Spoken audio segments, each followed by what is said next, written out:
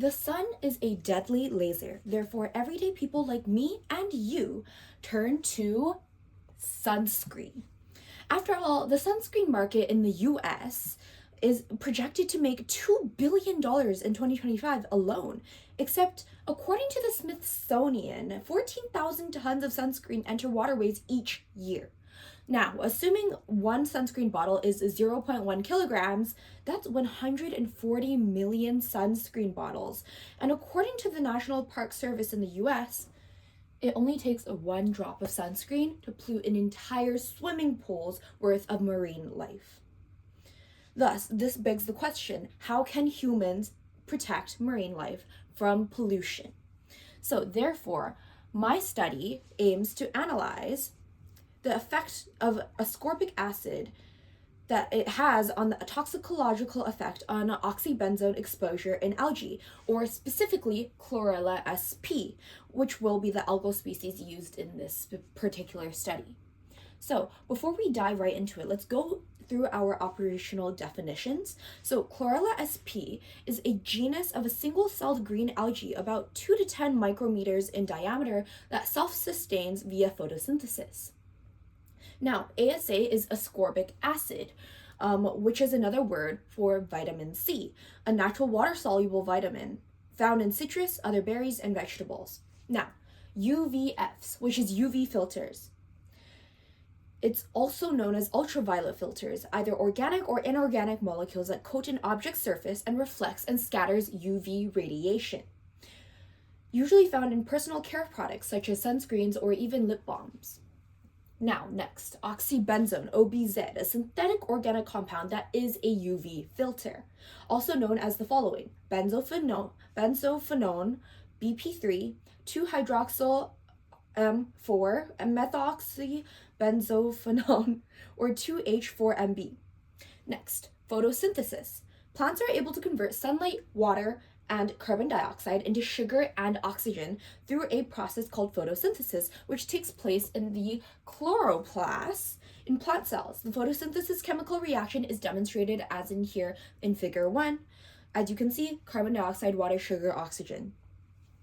Next, our chloroplasts. Membrane-bound organelles found in plant cells that contain chlorophyll and are responsible for facilitating photosynthesis.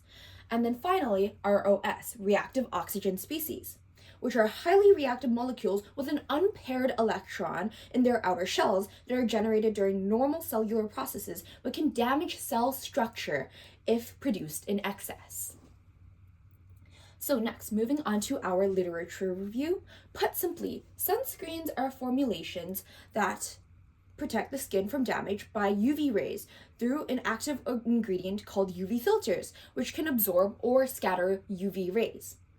There are a plethora of UV filters approved by various regulatory bodies, but one such UV filter, oxybenzone, is the most widely used in sunscreens because of its ability to absorb photons on the ultraviolet spectrum.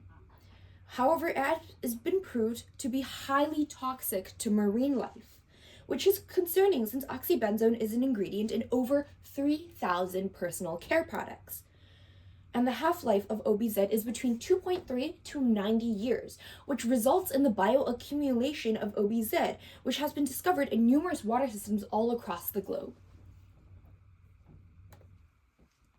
Next, according to a study published in Aquatic Toxicology, which is this journal right here, a monthly peer-reviewed scientific journal, scientists treated Chlorella sp and Arthrospira sp with OBZ for 20 days and found a correlation between photosynthesis inhibition and increasing OBZ concentrations. So, in order for photosynthesis to occur in the first place, water must be broken down to its electron constituents and must travel through the proteins in the chloroplast.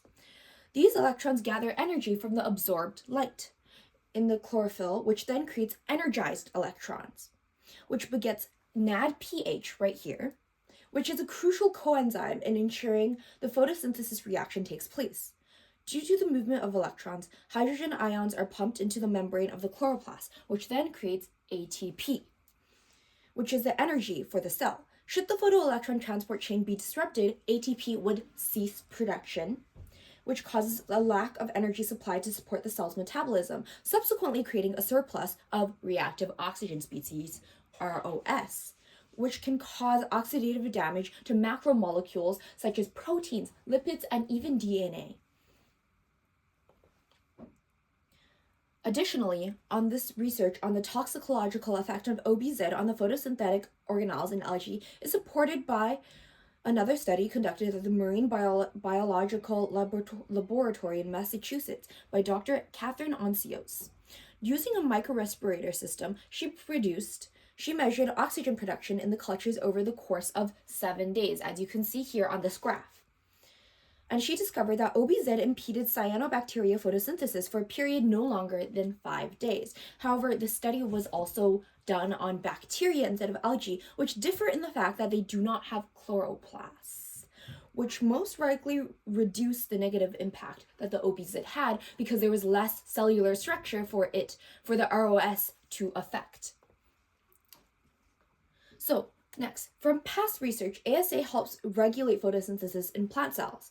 ASA can act as an enzyme cofactor, which is a necessary component to proceed with photosynthesis, as you can see here. This could potentially offset the OBZ's halting of the photoelectron transport system. Additionally, other studies have mentioned that an addition of ASA has been shown to balance both the production and the scavenging of ROS in plant cells, which then offsets the damage done by the OBZ. In a study that exposed cyanobacteria to UVC radiation, the cyanobacteria showed a 50% increase in ROS and a 21% and 22% increases in damage to lipids and proteins. As you can see here, the ROS damages the cell.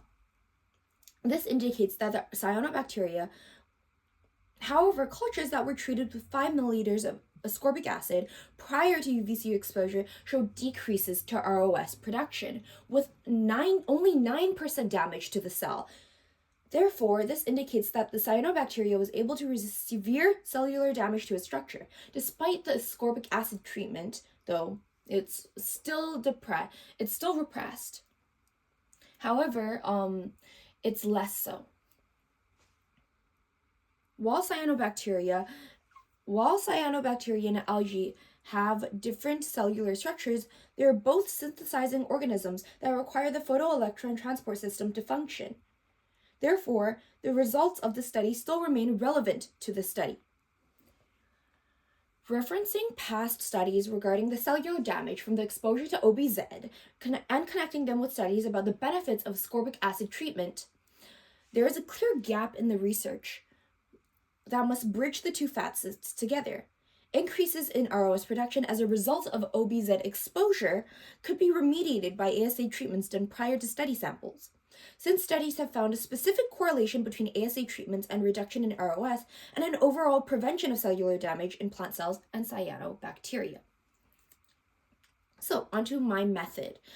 This study aimed to measure whether ascorbic acid will strengthen the chloroplast membranes of Chlorella sp and balance the ROS production enough to withstand damage sustained from OBZ exposure. Since the main negative effect of OBZ is photosynthesis inhibition, this study will employ an experimental quantitative research design that will measure the volume of oxygen produced as a function of time in days. The collected oxygen each day will give an indication of the photosynthesis rate in the Chlorella sp, as per the chemical equation in Figure 1 right here, where the CO2 and H2O combined with light energy creates O2. If the collected O2 is lesser than the control, which is just Chlorella sp on its own, then it is reasonable to assume that the photosynthetic structures are damaged as a result of the OBZ treatment. So, onto my hypothesis. So, the measured volume of the O2 from the photosynthesis reaction occurring from the ASA-treated Chlorella sp will be greater than the volume of O2 in OBZ-treated Chlorella sp without ASA treatment. So, for the materials, I used 250 milliliters of Chlorella sp, 100 milliliters of distilled water, In order to account for contamination from other sources, I used exactly 1 tube of Coppertone sunscreen lotion SPF 30 and 100 grams of 100% pure ascorbic acid in powder form, which I then reactivated once I did my study. And then for my materials, I used 4 100 milliliter beakers, 4 funnels, 4 graduated cylinders, 1 pipette, and 1 ruler, which I got from the science classrooms in our school.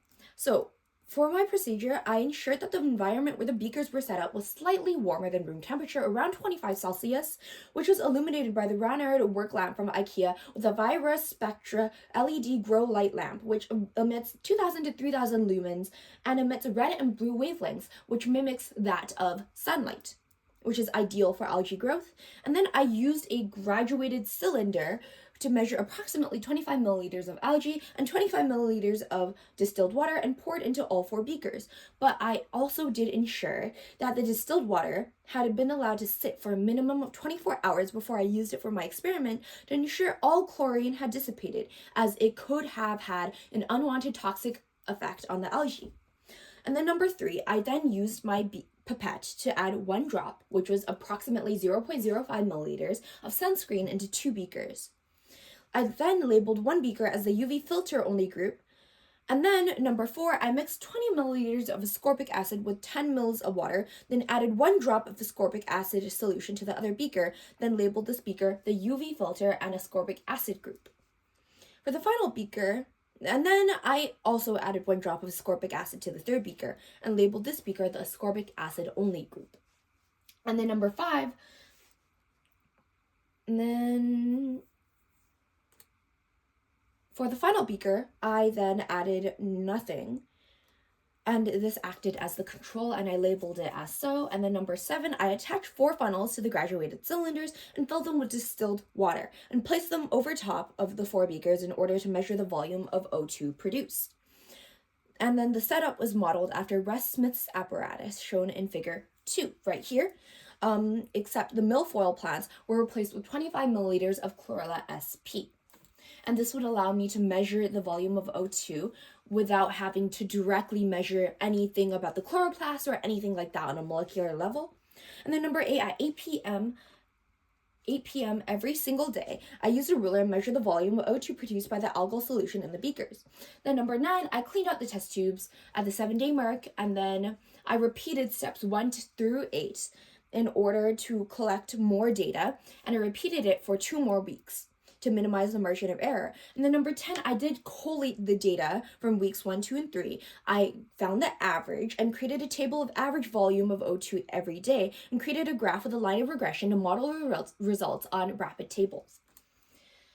So next, my findings and conclusion. After all 3 trials were conducted in the experiment, all the measured data from the oxygen production of the algae was compiled into a Google Sheets spreadsheet and input into data visualization website Rapid Tables.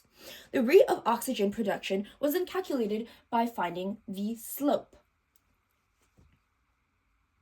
I chose to use approximately equal doses of sunscreen and ascorbic acid, both in low quantities, which was around 0.05 milliliters in 1 drop to stimulate the natural environment as much as possible. According to the National Oceanic and Atmospheric Administration, the average coastal concentration of oxybenzone is 0.000256 milligrams per liter in South Carolina. Thus, I used 1 drop of sunscreen to best simulate that figure, as it was the smallest unit of measure that I could reasonably portion the sunscreen into. Next. Additionally, the data was normalized to remove redundancy in the results and outliers that were most likely the result of experimental inaccuracies and would have artificially deflated or inflated the slope, as you can see here. And then that was my figure 3. Overall, the measured volumes of O2 were lower in the samples of algae exposed to the UV filters, as expected in my hypothesis. However, the ascorbic acid's ability to promote photosynthetic effect in the UV filter-affected algae is on the lower side of what was suggested in the literature, compared to the 9% figure from before that I mentioned. Furthermore, the toxicological effect of the OBZ proved to be stronger than the effect of the ASA, indicating that either a stronger antioxidant would be able to counteract the OBZ damage completely to match the rate of the control, or the ASA was not concentrated enough in this study. The calculated rate of the oxygen production for the ASA-treated OBZ algae is approximately a 48.3% decrease from the algae's original rate of photosynthesis, which is a far cry from the 9%. However, this is also a drastic improvement from the algae that was only treated with UV filters, which was increased by 423.21% from the algae inflicted with OBZ only, which is a major improvement, proving that damage inflicted by OBZ in algae can be counteracted. Earth has been irreversibly altered by human activity, and today waterways around the world are contaminated with pollutants such as OBZ and microplastics, and thus has caused the death of millions of organisms around the world. This study implies the ability of antioxidants to heal algae, which are at the bottom of the food chain, which implies that treatment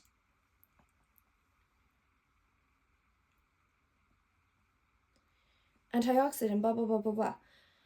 Now, despite the statistical evidence that supports the hypothesis in the study, some limitations need to be addressed. One limitation is that, obviously, there were a lot of measuring inaccuracies.